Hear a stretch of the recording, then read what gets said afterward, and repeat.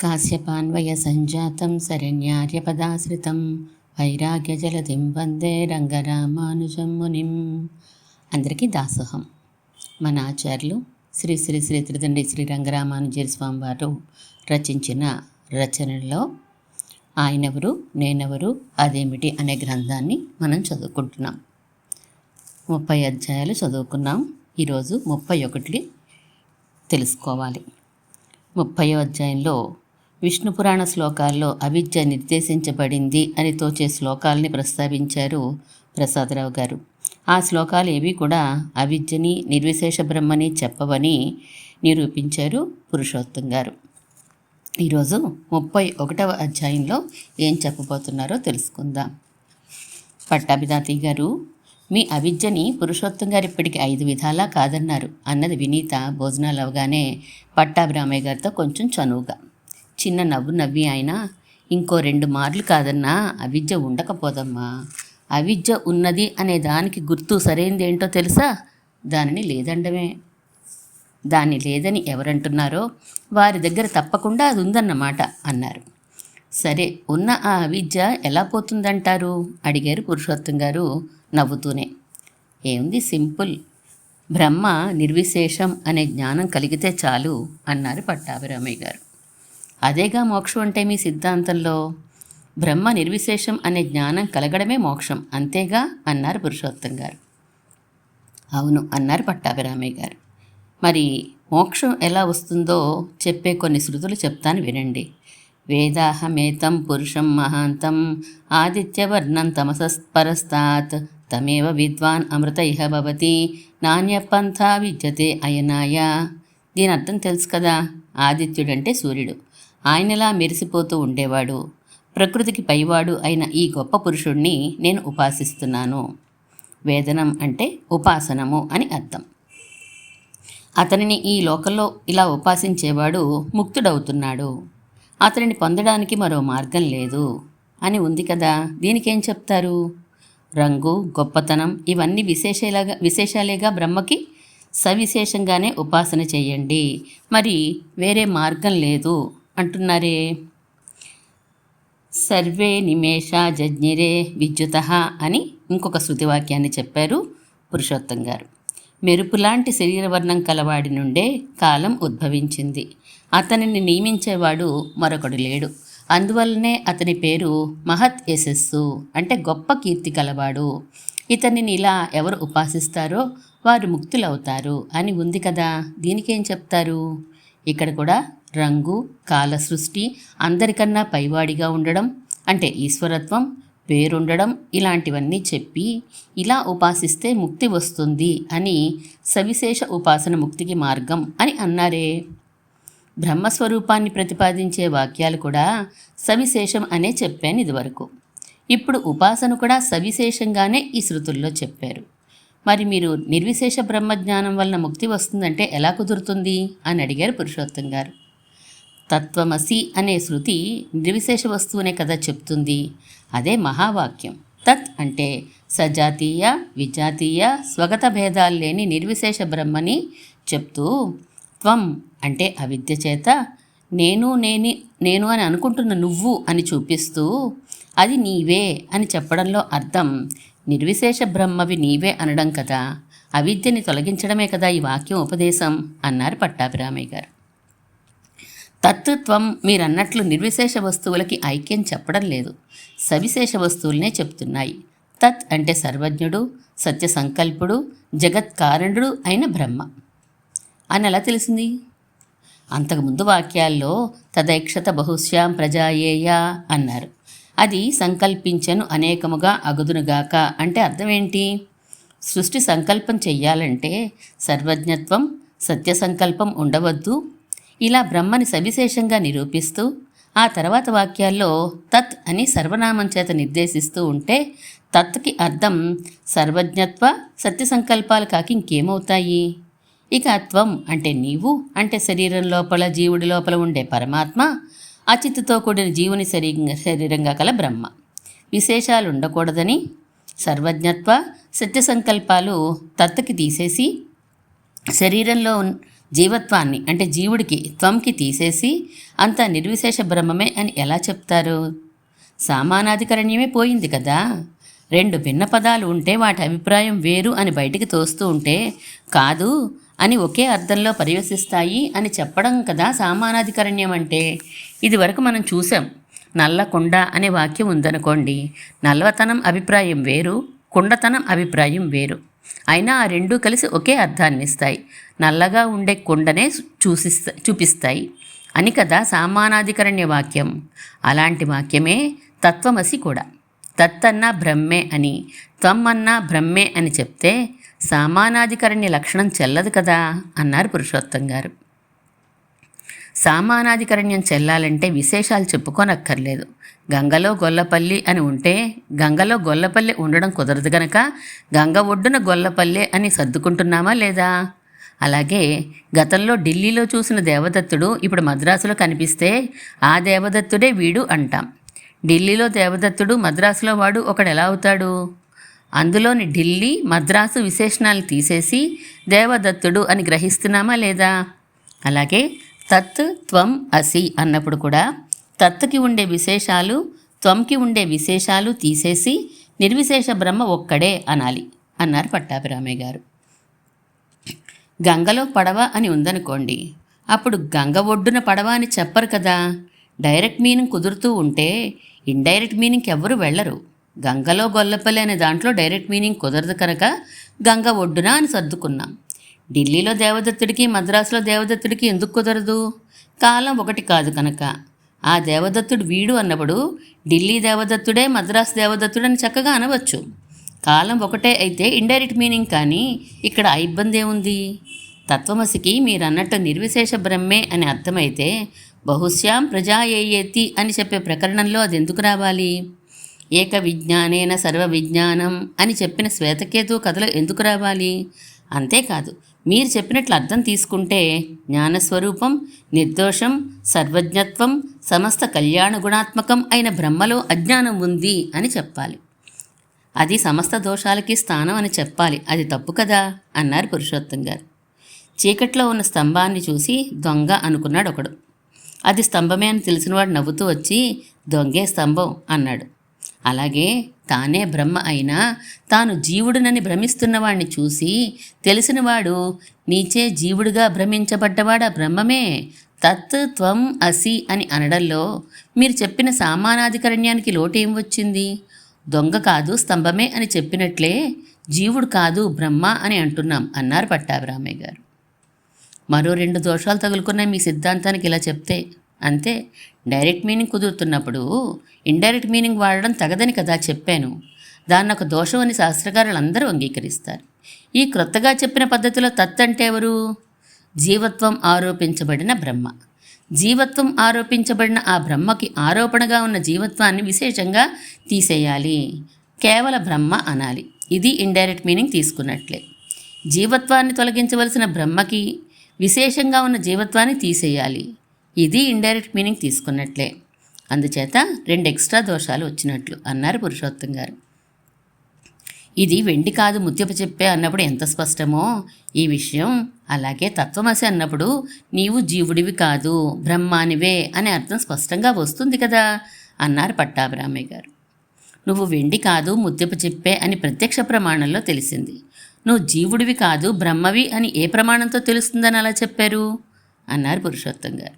తత్ అన్న పదంలో నిర్విశేష బ్రహ్మని, సదేవ్య సౌమ్య ఇదమగ్ర ఆసీత్ అని శృతిలో తెలిసిందిగా అన్నారు పట్టాభిరామయ్య గారు. వెండి కాదు ముత్యపు చెప్పే అని తెలియడంలో ముత్యపు చెప్పకు ఉండే కొన్ని ధర్మాలు తెలిసి అవి వెండి ధర్మాలతో కుదరలేదు కనుక ఇది వెండి కాదు ముత్యపు చెప్పే అని అర్థమైంది.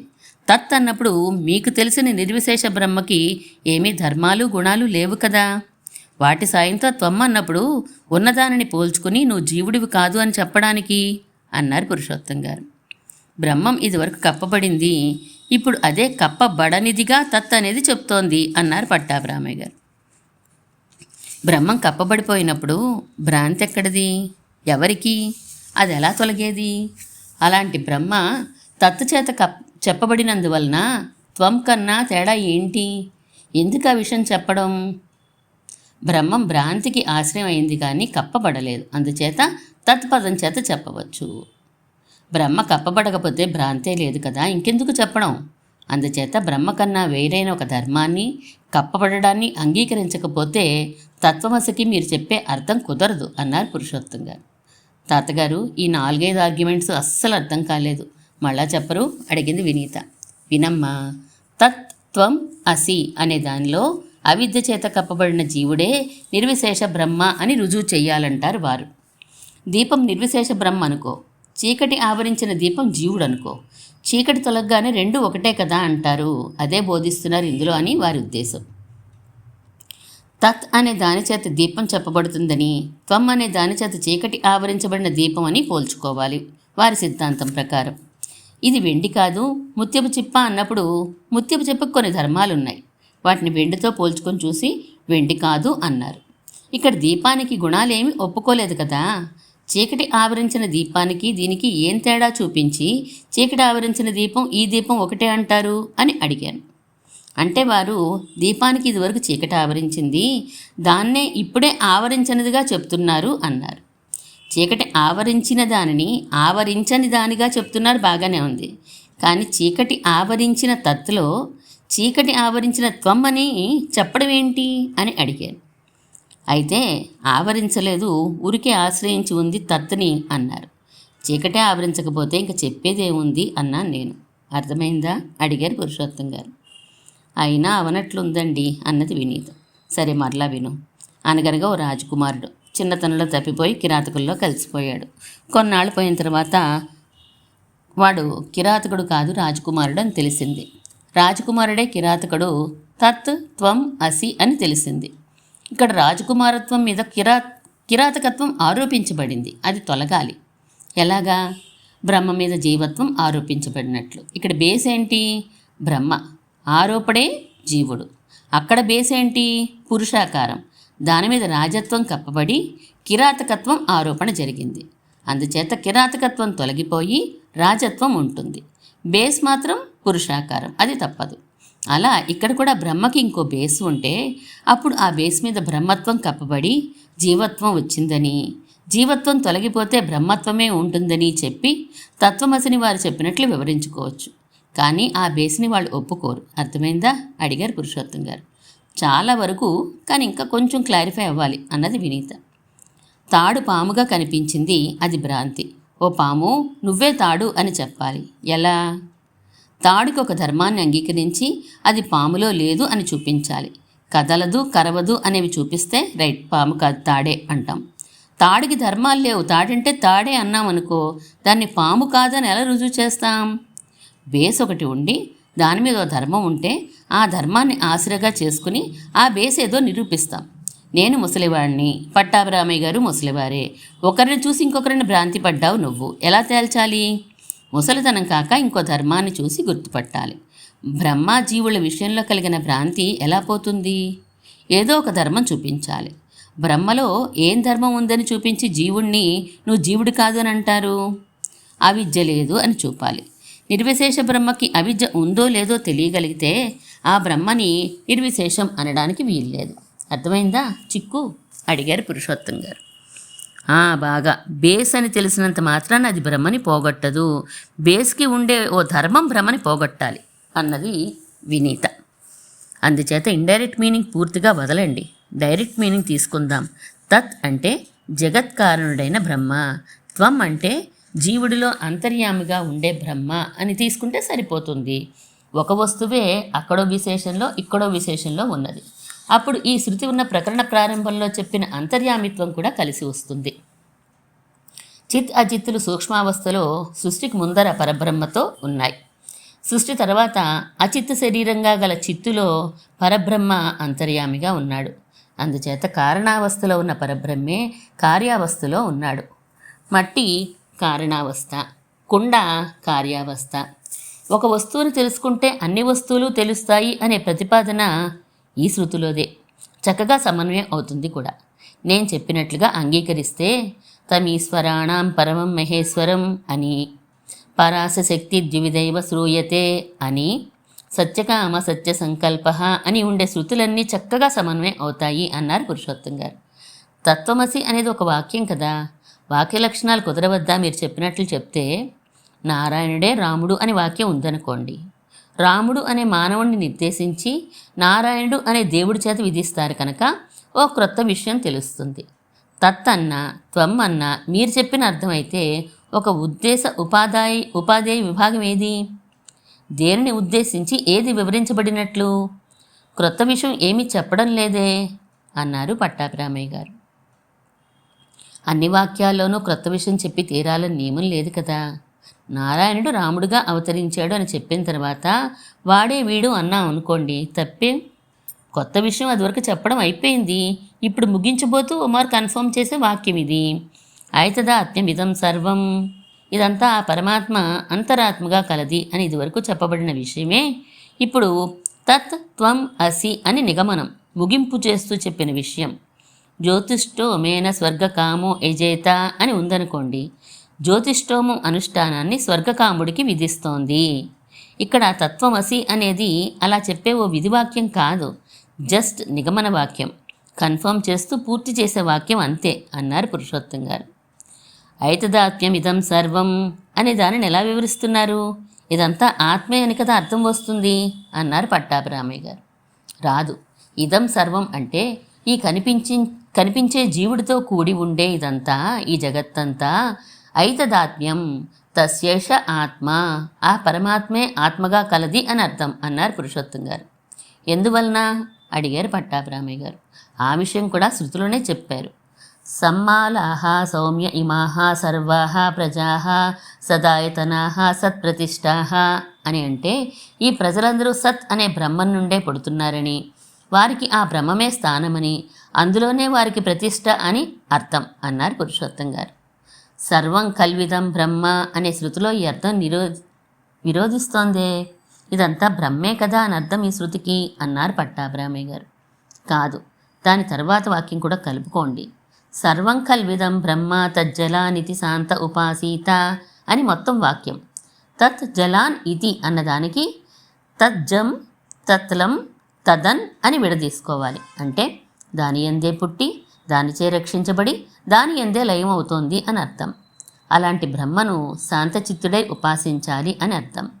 మరి జగత్తు సృష్టి స్థితి సంహారాలు చెప్తున్న ముందు వాక్యంలో జగత్తుకి బ్రహ్మకి అభేదం చెప్తున్నారంటే ఎలా ఉంటుంది ఆ అభేదం?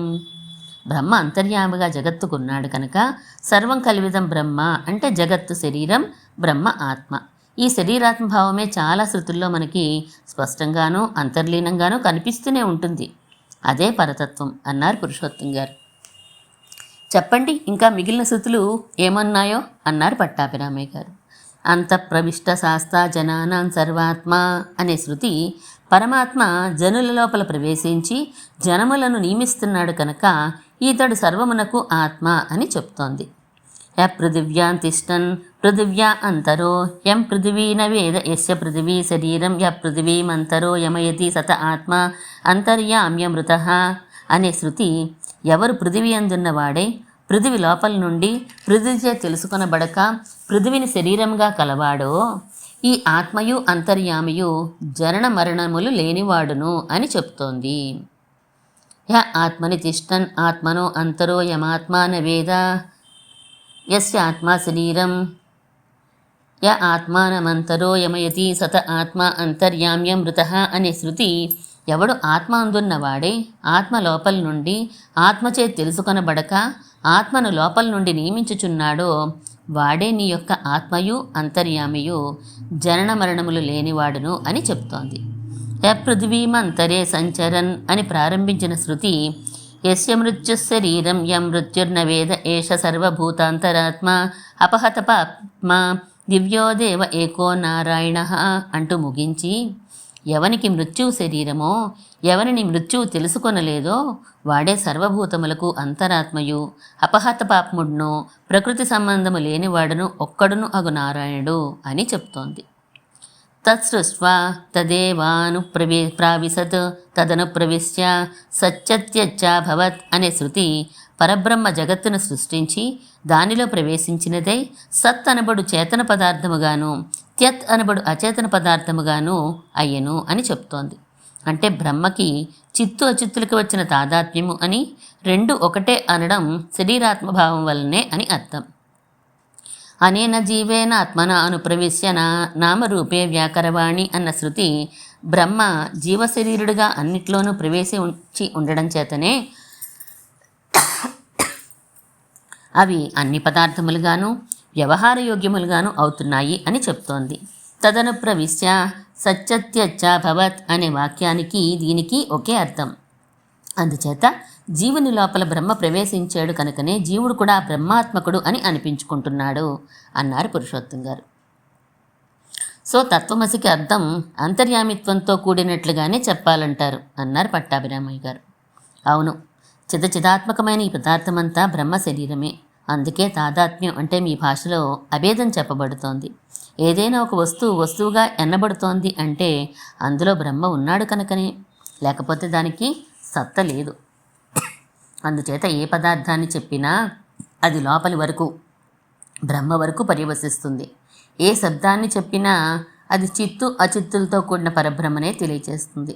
కనుక తత్వమసి అనే వాక్యంలో ఐతదాత్మ్యమిదం సర్వం అని అంతకుముందు చెప్పిన విషయాన్నే నిర్ధారిస్తోంది అన్నారు పురుషోత్తం గారు. ఇంకో విధంగా జగత్తు బ్రహ్మల సంబంధం చెప్పసాధ్యం కాదంటారా అని అడిగారు అవధాని గారు.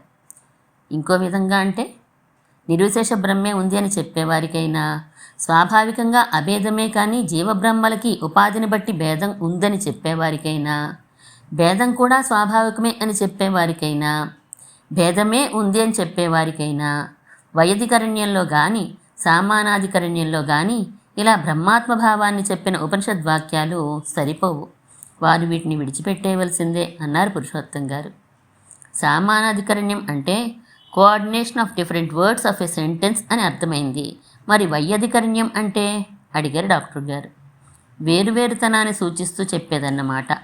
సామానాధికరణ్యంలో విభక్తులన్నీ ఒకే రకంగా ఉంటే వైయధికరణ్యంలో వేరువేరుగా ఉంటాయి. శృతి కొన్ని చోట్ల వైయధికరణ్యంతో కొన్ని చోట్ల సామానాధికరణ్యంతో శరీరాత్మభావాన్ని వివరించింది. ఉదాహరణకి సామానాధికరణ్యానికి సత్యం జ్ఞానం అనంతం బ్రహ్మ తెలుసు కదా. సత్య జ్ఞాన అనంత బ్రహ్మ పదాల విభక్తులన్నీ ఒక్కలాగే ఉన్నాయి. తైత్తరీయంలోనే తస్య ఏష ఏవ శరీర శారీర ఆత్మ అని వస్తుంది. తస్య అనే దాని విభక్తికి ఏష శరీర ఆత్మ అనే వాటి విభక్తులకి సంబంధమే లేదు. దీనిని వైయధికరణ్యం అంటారు అన్నారు పురుషోత్తం గారు. నిర్విశేష బ్రహ్మే సత్యం అనే వారిమి మేము. మాకు ఈ శృతులు ఎందుకు కుదరవో చెప్పండి అన్నారు పట్టాభిరామయ్య గారు. మీ సిద్ధాంతంలో ఉన్నది ఒకటే వస్తువు కదా, దేనికి దేనితో ఐక్యం ఉపదేశించబడుతుందనాలి, దానినే ఐక్యం అంటారా? సత్యజ్ఞానం అనంతం బ్రహ్మ లాంటి వాటి వలన తెలిసిపోయిందే. ఇక తాదాత్మ్య శృతులు ఐక్యం చెప్పే శృతుల ప్రయోజనం మీకేంటి అన్నారు పురుషోత్తం గారు. అవిద్య చేత వచ్చిన దోషాన్ని తొలగించడానికి ఈ శృతులు ఉపయోగించవద్దు అన్నారు పట్టాభిరామయ్య గారు. కుదరదని ఇదివరకే చూపించాను కదా మీకు సామానాధికరణ్యంతో ఈ తాదాత్మ్యాన్ని చూపించడానికి మీ సిద్ధాంతమే అడ్డొస్తోంది. సామానాధికరణ్యంలో ఎప్పుడూ రెండు ప్రకారాలు కనీసం ఉంటాయి. రెండు వేరువేరు విశేషాలుండి వాటిని ఒకే వస్తువు యందు ప్రవర్తింపచేస్తేనే సామానాధికరణ్యం. మీ బ్రహ్మకి విశేషణాలు కుదరవు కనుక, కుదురుస్తామంటే అభేదం ఉండదు కనుక మీకు ఈ తాదాత్మ్య శృతులు, అదే ఐక్యం చెప్పే శృతులు ఏవీ కుదరవు అన్నారు పురుషోత్తం గారు. బ్రహ్మ జీవుడు ఒకటే అనే నిర్విశేషవాదులకి కుదరదన్నారు ఈ శృతులు. మరి జీవబ్రహ్మలకి ఉపాధి భేదాన్ని బట్టి భేదం, స్వాభావికంగా అభేదం అని చెప్పేవారికి ఎందుకు కుదరవు అడిగారు పట్టాభిరామయ్య గారు. మీ ప్రశ్న కొంచెం వివరించాలి అవధాని గారు అడిగారు శాస్త్రి గారు. ఇదివరకు మీరు విన్న సిద్ధాంతమే. ఇందులో జీవులకి బ్రహ్మకి భేదం ఉందంటారు, అభేదము ఉందంటారు. ఎలా అంటే బ్రహ్మ ఒక అనంతాకాశం లాంటిది. ఒక కుండ ఉందనుకోండి, అందులో కుండ పరిధిని బట్టి కొంత ఆకాశం లిమిట్ అయిపోతుంది. ఆకాశం అంటే స్పేస్ అన్నమాట. లిమిట్ అయిపోయింది జీవుడు. అలా లిమిట్ అయినప్పుడు జీవుడికి బ్రహ్మకి భేదం. అలా అవ్వకపోతే అభేదమే. కుండ ఒక ఉపాధి, నా ఈ శరీరం ఒక ఉపాధి, గోవు శరీరం ఒక ఉపాధి. ఇలా ఉపాధి ఉంటే జీవబ్రహ్మలకి భేదం. అది లేకపోతే స్వాభావికంగా అభేదం అని వీరంటారు. ఉపాధి పోతే అంతా బ్రహ్మే. ఇలాంటి వీరి సిద్ధాంతంలో తాదాత్మ్య శృతులు, ఐక్యాన్ని చెప్పే శృతులు ఎందుకు కుదరవు అని అడుగుతున్నాను అన్నారు అవధాని గారు. బ్రహ్మకే కదా ఉపాధి సంబంధం కలుగుతోంది. జీవుల్లో దోషాలని మనం స్పష్టంగా ప్రత్యక్షంగా చూస్తున్నాం. బ్రహ్మకే ఉపాధి వచ్చి జీవుడైతే ఆ బ్రహ్మలోనే ఈ దోషాలన్నీ ఉన్నట్టవదు. అందుచేత దోషాలంటూ లేని పరమాత్మే జీవుడు అని ఉపదేశించే వాక్యాలని వీరికి కుదరవు కనుక వారు వాటిని విడిచిపెట్టవలసిందే అన్నారు పురుషోత్తం గారు. ఇంకో పద్ధతిలో ఇదే వాదం కనిపిస్తూ ఉంటుందిగా. బ్రహ్మ తనలోని ఒక భాగం నుంచి జీవుల్ని ఏర్పరుస్తాడు, మిగిలిన భాగం అలాగే నిర్విశేషంగా ఉంటుంది కనుక భేదము అభేదము కూడా స్వాభావికమే అనే వారి వాదం. ఇందులో కుదురుతాయా ఆ శృతులు అడిగారు అవధాని గారు. అవధాని గారు క్లారిఫికేషన్ నీడెడ్ అంటూ నవ్వుతూ డాక్టర్ గారు అన్నారు. నవ్వారు అవధాని గారు. మట్టి ముద్ద తీసి కొంత భాగాన్ని పక్కన పెట్టి మరి కొంత భాగాన్ని కుండలుగా, కూజాలుగా, ప్రమిదలుగా తయారు చేసావు అనుకోండి. అదే ముద్దలోంచి తయారైన వస్తువులు కనుక బ్రహ్మలో భేదం అభేదం రెండూ ఉంటాయి. అవి చాలా స్వాభావికం. అది ఈ వాదం. ఇది మీరు ఇదివరకు విన్నారు అన్నారు. వీరికి కూడా కుదరదు అవధాని గారు. బ్రహ్మ స్వయంగా జీవుడు అవుతున్నాడు కనుక గుణాలతో పాటు దోషాలు కూడా ప్రవేశించక తప్పదు. అందుచేత దోషాలు లేని బ్రహ్మలో జీవుడికి ఐక్యాన్ని చెప్పే శృతులు కుదరవు వీరికి అన్నారు పురుషోత్తం గారు. బ్రహ్మకి జీవులకి పూర్తి భేదం ఉన్నదనే వారికో అడిగారు అవధాని గారు మళ్ళా. అసలు కుదరదు. ఎందుకంటే జీవబ్రహ్మలు అత్యంత భిన్నములంటూ ఐక్యం చెప్పే శృతివాక్యాల్ని ఎలా సమన్వయం చేయగలరు? జీవబ్రహ్మలకి ఎప్పటికీ ఐక్యం లేదుగా వారి సిద్ధాంతంలో అన్నారు పురుషోత్తం గారు. పురుషోత్తం గారు, నిర్విశేష బ్రహ్మే పరమసత్యం, ఇతరత్ర అంతా మిథ్య అని నేను చెప్పే సిద్ధాంతంలో సామానాధికరణం కుదరదు అంటున్నారు మీరు. కారణం విశేషణాలతో కూడిన వాక్యం సామానాధికరణ్యానికి ఉండాలి కనుక అని అంటున్నారు. వస్తువు దానికి ఒక విశేషణం చెప్తే ఆ రెండింటిని సమన్వయపరచడం సామానాధికరణ్యం పని కానీ విశేషణం లేదు బ్రహ్మకి అని అంటుంటే సామానాధికరణ్యం ఎక్కడి నుంచి తెస్తాం అని ఆక్షేపించారు నన్ను. విశేషణం అంటే ఏంటి? నల్లని మేక అన్నప్పుడు నల్లతనం మేకకి విశేషణం. మొండి గోవు అంటే మొండి కొమ్ములు గోవుకి విశేషణం. నల్లతనం, మొండితనం అనే విశేషణాలు మేక గోవుల్నే సూచిస్తాయి అని అర్థం. ఇదేగా సామానాధికరణ్యం అంటే. మీరు శరీరానికి లోపల జీవుడుండి ఆ జీవుడి లోపల పరమాత్మ ఉన్నాడు అని సిద్ధాంతం చేశారు. ఏవో శృతులు చూపించారనుకోండి. తత్ త్వం అసి అన్నప్పుడు తత్ అంటే దోషాలు లేని కళ్యాణ గుణములు కల పరమాత్మ అన్నారు. బాగానే ఉంది. త్వం అంటే నీవు అని చెప్పి శరీరానికి లోపల ఉండే జీవునికి లోపలి పరమాత్మని సూచిస్తుంది ఇది అన్నారు. బాగానే ఉంది. కానీ నల్లని మేక అనే దానికి దీనికి ఎలా కుదురుతుంది? శరీరం ఒక ద్రవ్యం, నల్లతనం ఒక గుణం. గుణం మేకకి విశేషణం అయినట్లు ద్రవ్యాన్ని కూడా జీవుడికి విశేషణంగా ఎలా తీసుకుంటాం? ఇదే తీసుకోలేనప్పుడు జీవుణ్ణి పరమాత్మకి ఒక విశేషణంగా ఎలా తీసుకుంటాం అని అడిగారు పట్టాభిరామయ్య గారు. బాగానే అడిగారు. జాగ్రత్తగా వినండి. ఇది గోవు అన్నామనుకోండి. ఇది అనే పదం గోవుని తెలియచేస్తుందా లేదా? ఎలా? గోజాతి తెలుసు కనుక గోజాతిలో ఉండే ఒక దానిని ఉద్దేశించి ఇది అన్నాం. దీనిని గోవు అన్నాం. అంటే అర్థం ఏమైంది? జాతినే విశేషణంగా వాడి వస్తువుని నిర్దేశించగలిగాం. తెల్లనిది అన్నామనుకోండి. మీరు నల్లని మేకలో చెప్పినట్లుగా గుణం విశేషణంగా వస్తువుని నిర్దేశించగలుగుతున్నాం. అలాగే ద్రవ్యం కూడా విశేషణంగా ఉండగలదు అని గ్రహించండి. వివరిస్తాను ఇంకా దీన్ని. పుణ్యకర్మ చేత మనుషుడు దేవుడైనాడు, పాపకర్మ చేత పిశాచం అయినాడు అన్నాం అనుకోండి. రంగు వేస్తే తెల్లని కేశాలు నల్లగా అయినాయి అన్నట్లే కదా ఇది కూడా. తెల్లదనం ఒక విశేషణంగా కేశములను నిర్దేశించాం మొదట, నల్లతనం విశేషణంగా నిర్దేశించాం తర్వాత. తెలుపు నలుపుగా మారినా కేశాలు మారలేదు. విశేషణాలు మారినా అది చెప్పే వస్తువు విశేష్యాలు మారలేదు. మనుషుడు పిశాచం అయినాడు కర్మల చేత అన్న దానిలో మారినది ఏది, మారినది ఏది? మనుష్యుడు, పిశాచం, శరీరాలు మారే. మారనిది ఆత్మ లేదా జీవుడు అని కదూ అర్థం. అంటే అప్పుడు క్లేశములకి నల్లతనం, తెల్లతనం ఎలా విశేషాలు అవుతున్నాయో అలాగే జీవుడికి మనుష్య శరీరం, పిశాచ శరీరం విశేషణం అయినట్లే కదా. అందుచేత ఒక ద్రవ్యం విశేషణంగాను ఇంకో ద్రవ్యం విశేషంగాను ఉండవచ్చు, తప్పు లేదు. శరీరం ఒక ద్రవ్యం, ఆత్మ ఇంకో ద్రవ్యం. సర్వం కల్విదం బ్రహ్మ. ఇదంతా బ్రహ్మమే అన్న శృతిలో ఇదం సర్వం అనే శబ్దాల చేత జగత్తు, బ్రహ్మ చేత పరమాత్మ చెప్పబడతాడు. జగత్ అనేది ఒక ద్రవ్యం, బ్రహ్మ ఇంకో ద్రవ్యం అని స్వీకరిస్తే జగత్తుని బ్రహ్మకి విశేషణంగా ఎందుకు వాడుకోలేం? పచ్చని పండు అన్నప్పుడు పచ్చతనం ఎలా పండుకి బాహ్యం అయిన శరీరం రంగుగా ఉందో అలాగే బ్రహ్మకి కూడా జగత్తు శరీరంగా ఉండవచ్చు. అలా అయినప్పుడు పదాలకి డైరెక్ట్ అర్థాన్ని ఎంచక్కా వాడుకోవచ్చు. లేకపోతే జగత్తు బ్రహ్మ అవడు కనుక అని ప్రారంభించి అవిద్యను తెచ్చుకుని ఒకదాన్ని బ్రహ్మని ఇంకో దాన్ని సత్యమని జగద్బ్రహ్మలకి ఇండైరెక్ట్ మీనింగ్ పుచ్చుకొని నానా బాధలు పడాలి. డైరెక్ట్ మీనింగ్ కుదురుతున్నప్పుడు ఎందుకు ఆ కష్టం అన్నారు పురుషోత్తం గారు. జాతి లేదా గుణం మాత్రమే విశేషణంగా వర్తించాలని రూల్ లేదంటారా అడిగారు పట్టాభిరామయ్య గారు. ఉందనుకోండి, ఇది తెల్లనిది అని గుణం చెప్పే చోట సామానాధికరణ్యం జాతివాచకాలకి కుదరదు. ఇది గోవు అని జాతి చెప్పిన చోట సామానాధికరణ్యం గుణవాచకాలకి కుదరదు.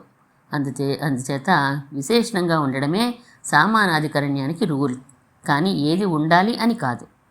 అసలు ఇంతెందుకు? కుండలాలు పెట్టుకున్న వాడిని కుండలి అని, దండం పట్టుకున్న వాడిని దండి అని పిలవడం లేదు. అంటే మరి ద్రవ్యాలైన కుండలాలు, దండం విశేషణాలు అయినాయా లేదా?